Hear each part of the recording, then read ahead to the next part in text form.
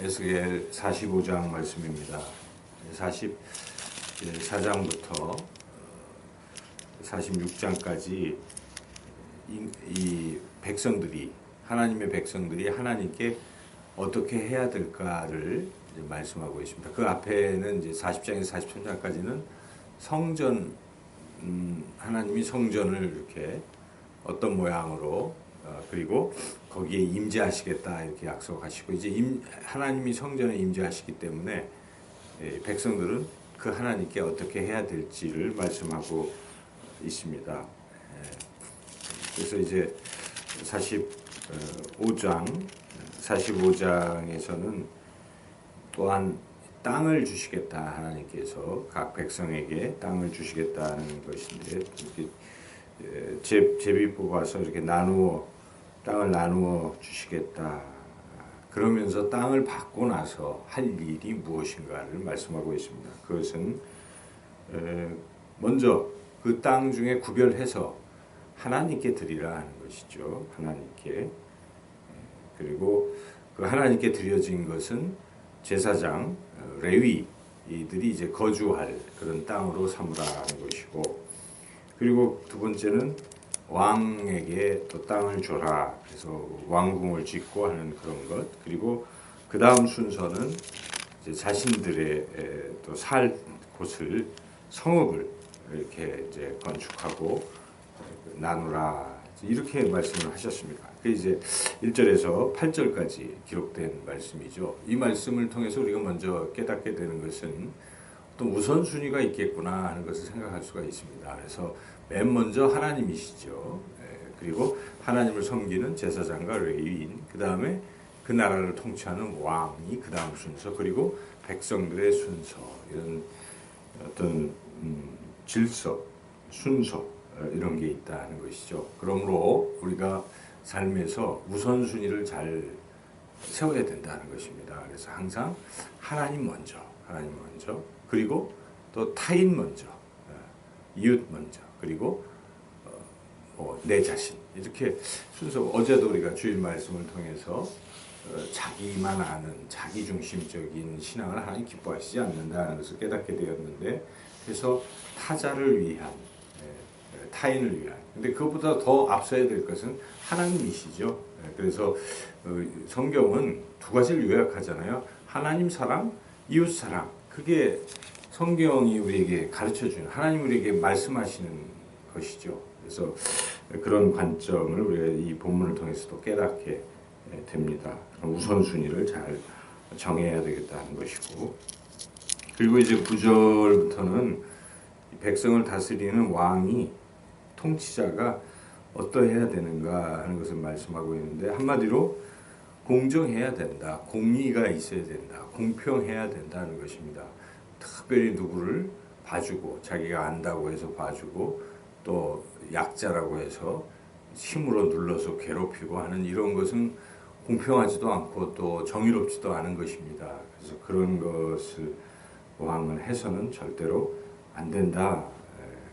9절에 보니까 통치자들아, 너희는 포악과 겁탈을 제거하여 버리고 정의와 공의를 행하여 내 백성에게 속여 빼앗은 것을 그칠지니라. 이렇게 쭉 말씀하고 있습니다.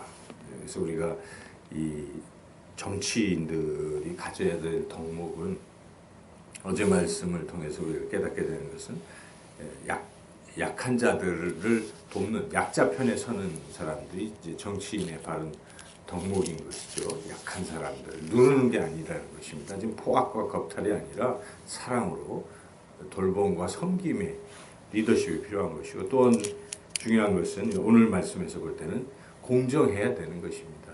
어디에 치우치고 자꾸 한쪽으로 치우치는 것 좋지가 않은 것입니다. 그래서 그런 기준으로 우리가 이번 선거에서 한 표를 행사해야 되겠다는 것을 적용할 수가 있겠습니다. 이어지는 이제 말씀은 이제 하나님 앞에 예물을 드리고 또 절기를 지키라 하는 그런 말씀이죠. 여기에 이제 13절부터 보니까 이렇게 얼마 이렇게 하나님 앞에 드려라. 뭐 초장에 이 가축대가 200마리가 있으면 그 중에 한 마리를 드려라라든지 이제 이렇게 쭉 나옵니다. 그 군주도 드려야 되고 백성도 드려야 되고 뭐 제사장도 드려야 되고 레위인도 드려야 되고 하나님 앞에 다 이렇게 감사의 어떤 예물을 드리라 하는 것이 말씀입니다. 그래서 우리가 늘 하나님 앞에 나올 때 빈손으로 나오는 게 아니잖아요. 하나님 앞에 뭔가 드리기를 원하는. 왜냐하면 생명까지도 우리가 받았고 모든 것이 다 하나님이 주신 것이기에 마땅히 하나님께 드리는 그런 삶의 태도를 가져야 되겠다는 것을 본문을 통해서 깨닫습니다. 지금 제가 이렇게 자세히 말씀드리는 것은 이 지금 이 에스겔을 통해서 하나님께서 이제 완전히 회복된 새 성전에서 거기에 입당해서 지낼 하나님의 백성들이 어떤 모습을 가져야 되느냐를 말씀하는 것의 부분이기 때문에 우리 신앙이 이런 모습을 가져야 된다는 거예요. 삶의 우선순위를 하나님께 두고 내 중심이 아니라 타자 중심의 이런 신앙의 삶을 살아야 되고 그리고 또 하나님께 감사의 어떤 마음으로 드리는 이런 삶을 살아야 된다. 것이죠. 마지막 세 번 것은 18절부터 이제 25절까지인데 여기는 절기를 언급하고 있습니다. 18절은 첫째 날 초하룻날이니까 우리로 말하면 설날이죠. 그래서 이것은 신년절이라고 볼 수가 있겠습니다. 그런 신년절에 이렇게 절기를 지키라는 것이고 그리고 21절부터는 이거는 첫째 달 열나날 6월절입니다. 6월절도 이렇게 잘 지키라 뭐 이런 말씀.